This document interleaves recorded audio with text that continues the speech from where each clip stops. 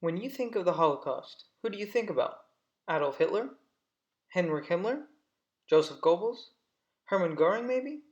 While these men had significant impacts on the Holocaust, one figure's importance throughout and after simply cannot be understated.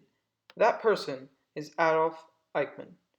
Eichmann is most well known for his role in organizing and carrying out the Holocaust, as well as his landmark trial. Adolf Eichmann was born on March 19, 1906, into a German family. His family moved to Austria soon after he was born. Eichmann worked as an oil salesman in the dismal German economy after World War I. Once the Great Depression hit, he lost that too. In 1932, he became a member of the Schutzstaffel, or the SS. He slowly climbed through the ranks and was stationed in different places, including Dachau, Berlin, Vienna, and Prague. In 1939, Eichmann led the Reich Security Central Office's Jewish Affairs Division.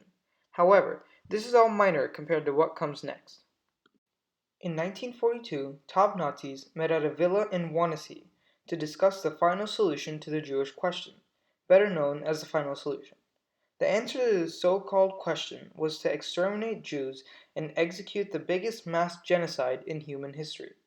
Eichmann was in charge of the logistics of transporting Jews to their deaths at various locations in occupied Germany. These infamous places include Auschwitz, Treblinka, and Chelmno. Throughout his time at the post, he was able to transport at least 1.65 million people to concentration camps, kill 6 million Jews, and countless many more of other groups seen as unworthy by the Nazis. He even got in on the scene in Hungary and personally oversaw the deportations to concentration camps there. 440,000 people were deported from Hungary.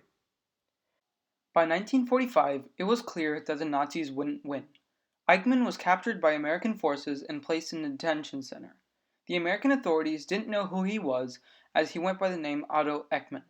He was able to escape, and after 5 years on the run with various identities, he settled in Argentina near Buenos Aires with the name Ricardo Clement. He worked as a foreman at a local Mercedes-Benz factory. He lived with his wife and 4 kids.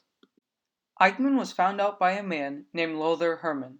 His daughter dated Eichmann's son, Klaus. He wrote to a German state attorney general named Fritz Bauer, who passed the information along to Mossad, Israel's intelligence agency. After some pushing, Mossad agreed to carry out the operation. In the year 1960, Eichmann was captured by Mossad agents while he was walking home from work. He was stuffed in a car and taken to a safe house. He admitted that his name was not Ricardo Clement and that it was indeed the infamous Adolf Eichmann. He was disguised as an El Al flight attendant and smuggled back to Israel. On May 23rd, David Ben-Gurion, the Prime Minister of Israel, announced that Eichmann is already in this country under arrest and will shortly be brought to trial.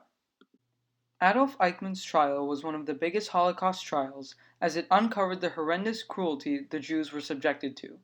The Nuremberg trials, which happened soon after the war ended, were military tribunals and mostly focused on war crimes.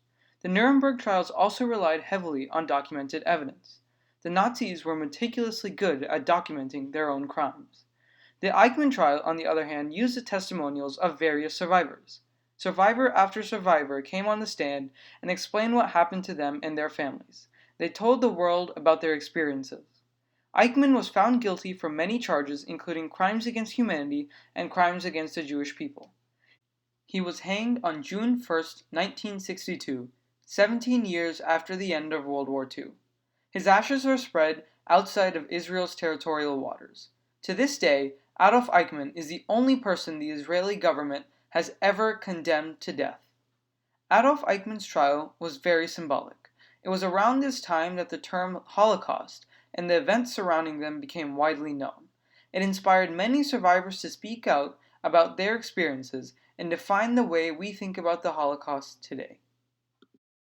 Thank you for watching, and be sure to like, share, and subscribe. I'll catch you in the next video.